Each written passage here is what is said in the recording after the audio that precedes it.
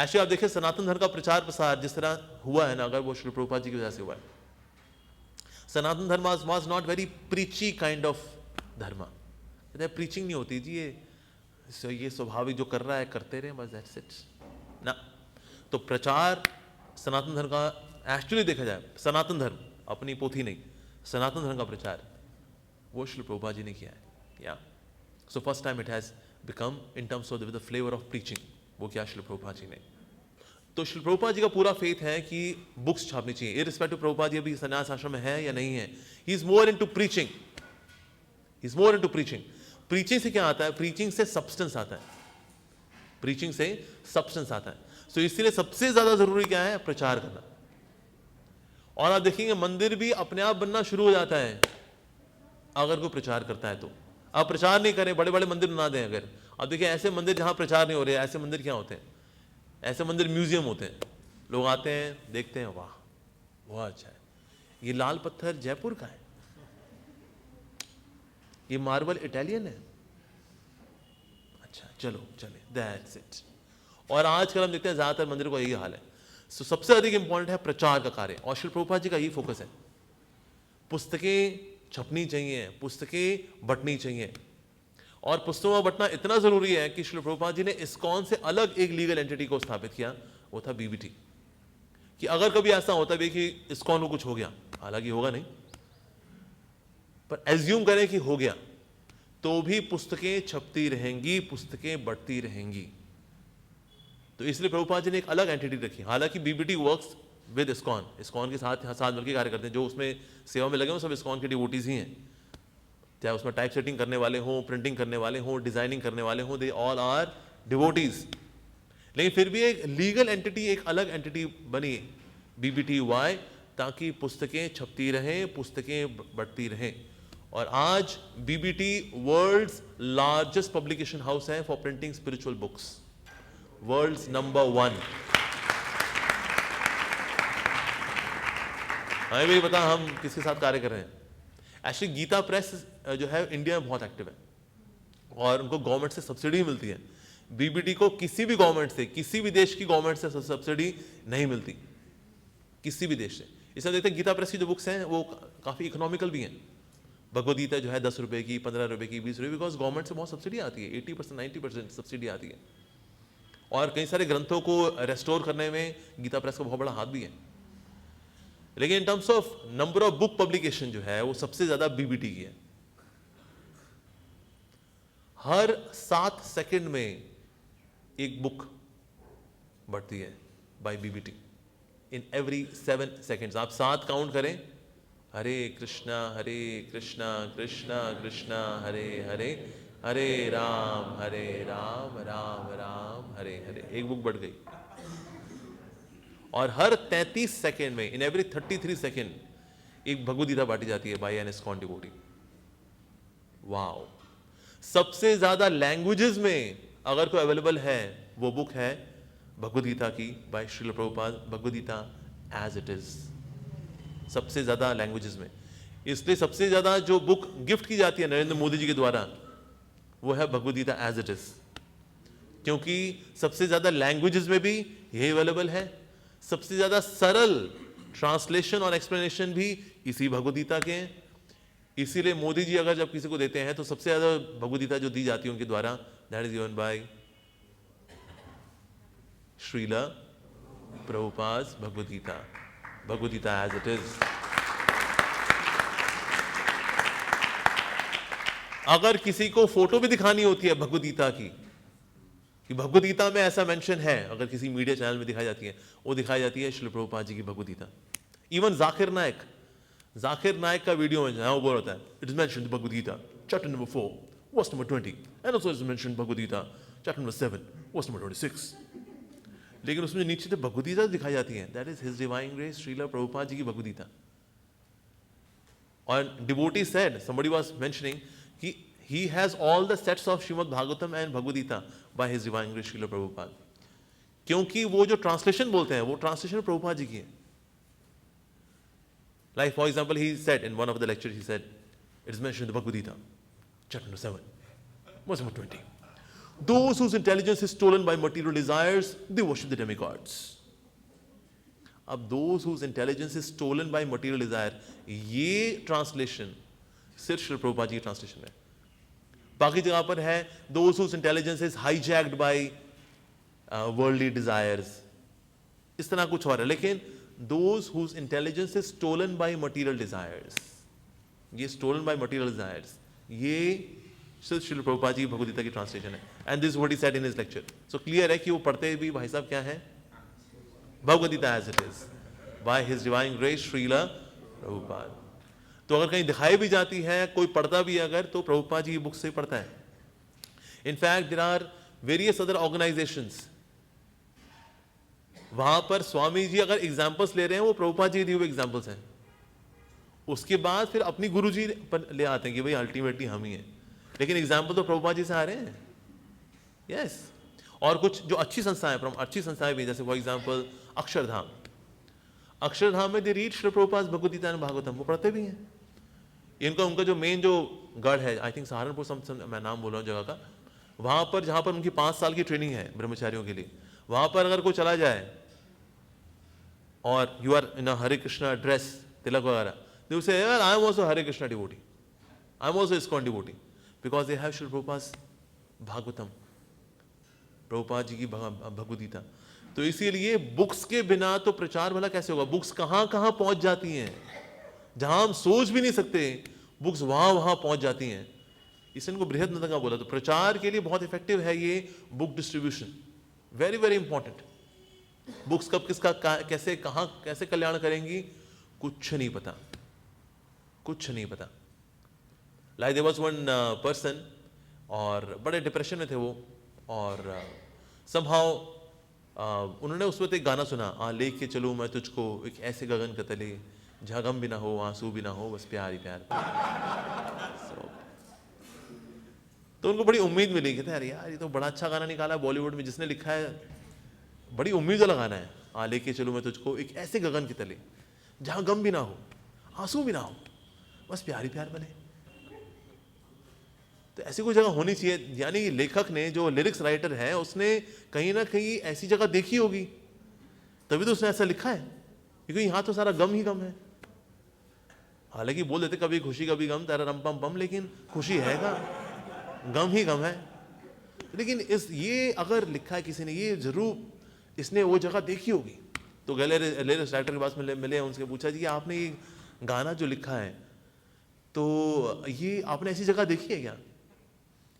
तो lyrics writer ने कहा देखिए हमारा काम गाने लिखना होता है, हम बॉलीवुड के लिए गाने लिखते हैं, उसके लिए अपनी कल्पनाओं का इस्तेमाल करते हैं. ऐसा नहीं कि वो ऐसी कोई जगह है, गम ही गम है, और क्या, गम ही गम है, और क्या, थोड़ा कभी कम है, वैसे गम ही गम है. तो उनको बड़े निराशा हुई, कहते ओहो, लिरिक्स राइटर मतलब अपनी कल्पनाओं का इस्तेमाल करके गाने लिखते हैं बॉलीवुड के. ठीक है, ओके. पर फिर भी उनके, लेकिन ये जो आशा बनी थी कि ना, अगर ये शब्दों में ऐसा बताया गया है कि जहाँ गम भी ना हो आंसू भी ना हो, मतलब बेसिकली वैकुंठ जीवन, ऐसा ही जगह कोई होनी चाहिए. सो ही वाज सिटिंग, और वो बीच में बैठे हुए थे और सोच रहे थे, इस बारे में विचार कर रहे थे. तभी वहां पर डिवोटीज आए. डिवोटीज वहां हरिनाम संकीर्तन कर रहे थे, and they were distributing Bhagavad Gita. तो उनको देख करके, भक्तों को देख करके उनको पता लगा, हाँ यार यहाँ गम भी नहीं है आंसू भी नहीं है, प्यार ही प्यार पड़ रहा है यहाँ पर. हाँ, ये गाना इन पे सूट करता है वैसे. उसके बाद भक्तों से मिले के ही परचेज भगवद गीता उन्होंने ली, पढ़नी शुरू की, and then he became full time devotee. In the sense he was there as a regular practitioner devotee. तो किसी की लाइफ अगर एकदम मीनिंगलेस भी हो रखी है, तो भगवद गीता पढ़ लेगा, तर जाएगा वो. यस. जैसे कुछ माउंटेनियर्स थे, किसी ने उनको भगवद गीता दे दी, कृष्णा बुक दिया, एक्चुअली कृष्णा बुक दी. माउंटेनियर्स ने उसको, जब भक्त तो होते हैं वेगा पीछे पड़ जाते हैं, नहीं लीजिए ले लीजिए जी, अरे ले लेंगे आपका क्या जाएगा, अरे जब 100 रुपए का बर्गर खा सकते हैं, बर्गर से गड़बड़ ले सकते हैं आप, 100 रुपए की 100 रुपए की गीता नहीं ले सकते आप, ले लीजिए. ला यार, पकड़ा भाई, उसने बैग में डाल ली, जिप लगाई, चल दिया, आगे बढ़ते रहे. तो वहां पर पहाड़ों पे एक योगी बैठा ध्यान लगा रहा था. उन्होंने सोचा इस योगी को दे देते हैं, यही पढ़ ले, हमें तो पढ़ना नहीं. जिप खोल कर उसने दे दी, योगी जी आपके लिए, दे दिया. वो योगी जी ने पढ़ना शुरू किया. अब वो निराकार पे ध्यान लगा रहा था, निराकार पे ध्यान लगाना was so boring, so dry. जब उसने कृष्णा बुक पढ़ी, उसने भगवान कृष्ण की लीलाएं, उसको बड़ा रस मिला। इतने समय बाद बर्फ में रस आया।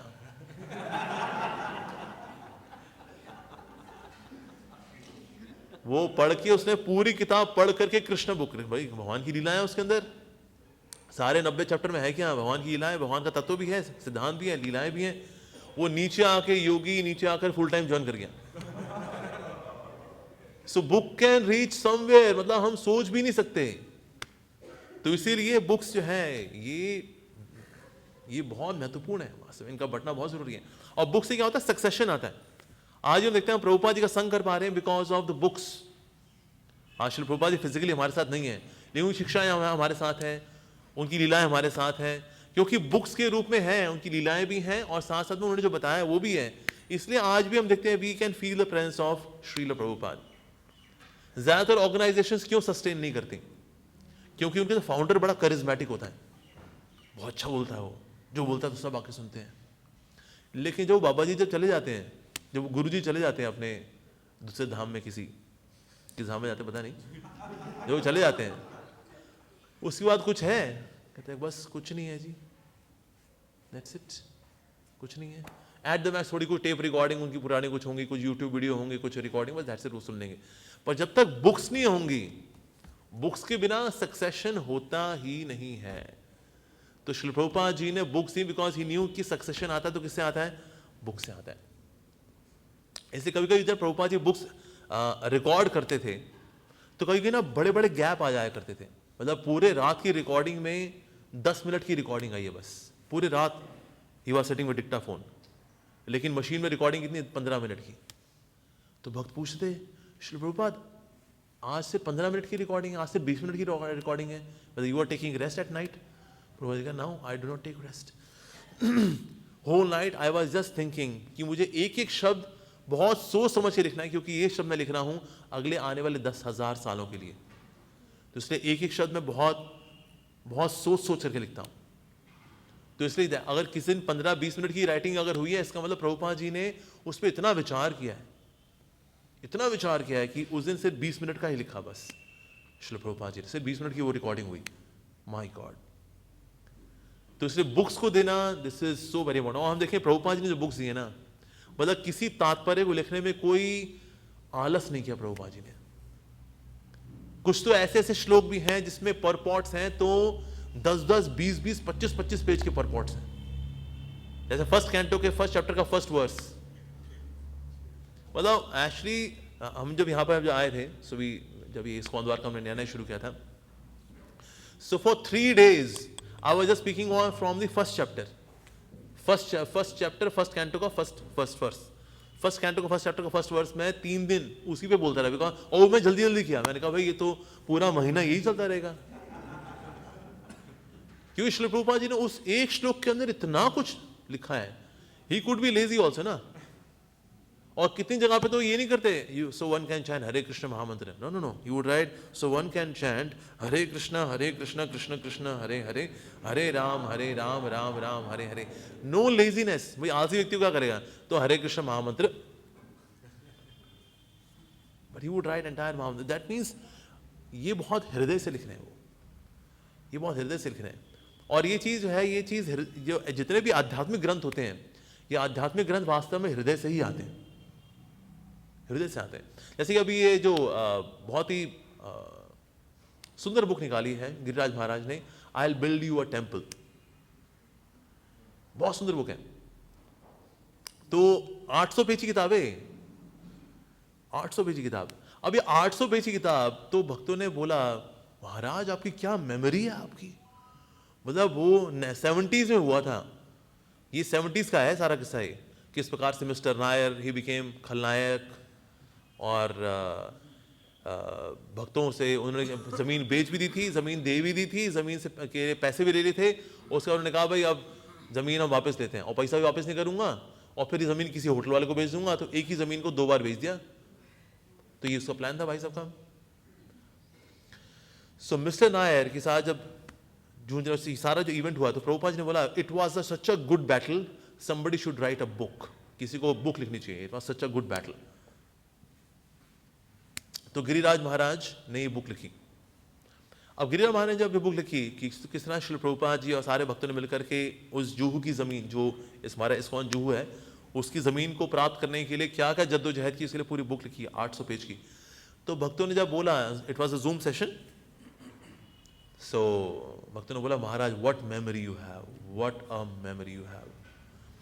तो उस वक्त हिज होलिनेस भक्ति बृहद भागवत स्वामी महाराज ने कहा, I don't think he has got a great memory. अब सब स्टंट रह गए, क्योंकि Bhakti Brihad Bhagavat Maharaj is disciple of his holiness Giriraj Swami Maharaj. And then he narrated the whole incidence कि किस तरह से उस समय 90s में एक्चुअली इस बुक को लिखने 25 साल लगे, 25 years। तो 90s में when he was there, तो गिरिराज महाराज आए भी, and then he would go inside his room, Giriraj Maharaj, और गिरिराज महाराज अक्सर जब सो रहे होते थे, सोते सोते एकदम उठ जाते थे, and then he would start dictating something कि ऐसा ऐसा हुआ जुहू मंदिर, फिर ऐसा ऐसा हुआ, वैसा वैसा हुआ, ही वुड स्टार्ट रिकॉर्डिंग दैट, ऐसा। और ये अक्सर हुआ करता था, चाहे 3 बजे, कभी 2 बजे, कभी 1:30 बजे, कभी 4 बजे, ऐसा हुआ करता था। That means this thing would come in his heart. तो हिज होलिनेस भक्ति बृहद भागवत महाराज ने कहा it is not about memory, ये उनकी कुछ मेमोरी से नहीं आ रहा, ये उनके हृदय से आ रहा है। तो हम ये कहें उनकी मेमोरी बड़ी अच्छी है, इसका मेमोरी से कनेक्शन नहीं है, ये हृदय की बात है, हृदय के उद्गार है उनके। गिरिराज महाराज कुछ could mention each and every detail of that story, of that great battle for ISKCON Juhu, for that land. तो ये उनके हृदय से है। तो जो दिव्य ज्ञान होता है ये मेमोरी वाली बात नहीं होती। कई बार लोग हमसे पूछते हैं कि आपको इतना याद कैसे है, आपकी बड़ी अच्छी मेमोरी है, आप क्या लेते हैं, ब्राह्मी का तेल लगाते हैं, च्यवनप्राश खाते हैं, शंख पुष्पी सिरप पीते हैं, बादाम का तेल निकाल के लेते हैं, बादाम रोगन, क्या करते हैं, क्या है ये मेमोरी की बात नहीं है। और देखें जो चीज हृदय को छू जाती है उसको याद नहीं करना पड़ता, भले किसी की इंसल्ट हो,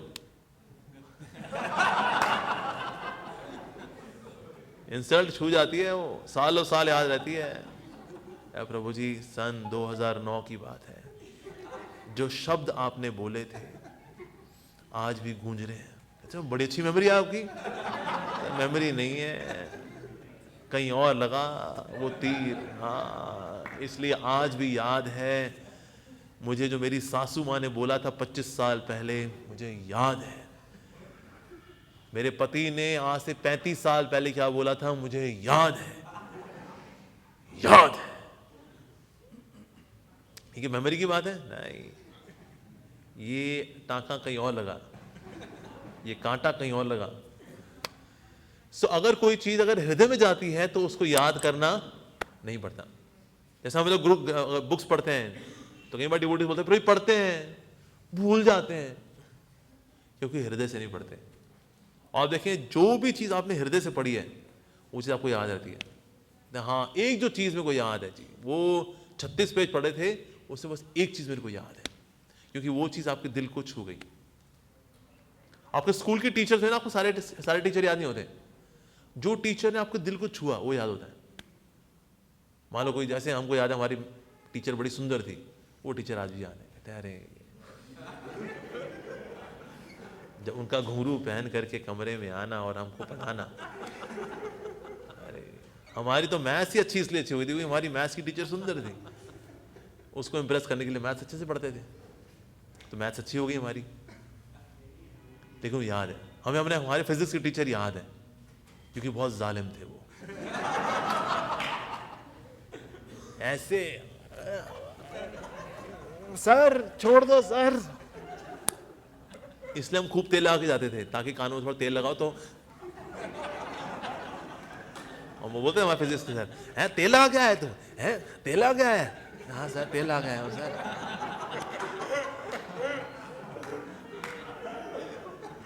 याद है, याद है, जिसने दिल को छुआ वो याद है, चाहे उसने अच्छी मेमोरीज दी या बुरी मेमोरीज दी, लेकिन उसने दिल को छुआ। तो जो चीज दिल को छू जाती है उसको याद नहीं करना पड़ता। यस, तो इसलिए ये जो बुक्स हैं वास्तव में, क्योंकि ये श्रील प्रभुपाद जी के हृदय से आ रही हैं, so it's not about memory, it's not about memory, यादाश्त, स्मरण करने की शक्ति। ये और गहरी बात है, ये हृदय की गहराइयों में जो चीज़ होगी वो याद नहीं करनी पड़ती। तो इसलिए हमें हृदय की गहराइयों में अच्छी अच्छी चीज़ें रखो रखना चाहिए, ताकि वही चीज़ हमें याद रहें, और बाकी चीज़ों को भूलने का प्रयास करना चाहिए जो हमने गलती से डाल दी थी। तो उसमें right click, delete, are you sure? 100% sir. और सिर्फ डिलीट नहीं करना चाहिए, शिफ्ट डिलीट, मतलब वो रिसाइकल बिन में ना जाए, बाहर। यस, तो इसीलिए हृदय में क्या रखना है, हमें ध्यान देना चाहिए, नो डाउट। पर यस, बुक्स जो है ये सारी श्रील प्रभुपाद जी के हृदय से आ रही है, और प्रभुपाद जानते हैं ये उनके हृदय के जो भक्ति के भाव हैं ये वो हैं। प्रभुपाद जी बोला करते थे, माई परपॉट्स आर माई डिवोशनल एक्सटेसीज, मेरे जो परपॉट्स हैं ये मेरे हृदय के भक्ति के उद्गार हैं वास्तव में। तो उनके हृदय के भक्ति के उद्गार जो है ये शब्दों में यहाँ पर आ रहे हैं। तो इसीलिए हमें बुक्स को बहुत सीरियसली लेना चाहिए। यस, और प्रभुपाद जी ने ना सिर्फ बुक्स प्रिंटिंग, बुक्स को ट्रांसलेट करना, उनको पब्लिकेशन करना, उस पर प्रभुपाद जी ने बहुत जोर दिया। भले ही कोई किसी ने सस्ते में की या महंगी में की, लेकिन पब्लिकेशन इज रिक्वायर्ड। अब नालंदा यूनिवर्सिटी हो गई, अब उसमें कितनी बुक्स जल के राख हो गई। क्यों? क्योंकि ना उनकी प्रिंटिंग दोबारा हुई नहीं, यूनिक कॉपी है, बस यूनिक कॉपी वहां पर है। तो बाहर से जितने भी आक्रांतक आए जला दिया उन्होंने, कहा चलो जी लोहड़ी का मौका है जला दो। और ये लाइब्रेरी जो नालंदा में थी, तक्षशिला में जो ये लाइब्रेरी थी, 3 महीने तक जलती रही। इतनी सारी बुक्स जल के राख हो गई, इतनी सारी बुक्स जल के राख हो गई। क्यों? क्योंकि उसकी प्रिंटिंग हुई नहीं। सो इसलिए preservation is by propagation, preservation is by propagation. तो इसलिए प्रिंटिंग होना बहुत जरूरी है। आज तो प्रभुपाद जी बुक्स इतनी अवेलेबल है, मतलब कहां कहां पहुंची हुई हैं। सो ये वो, अब ये जो दिव्य ज्ञान है it is preserved. Why? Because इतनी जगह पर ये प्रभुपाद जी बुक्स पढ़ी हैं। सो प्रिजर्वेशन होता है जब प्रोपगेशन होता है। ठीक है जी,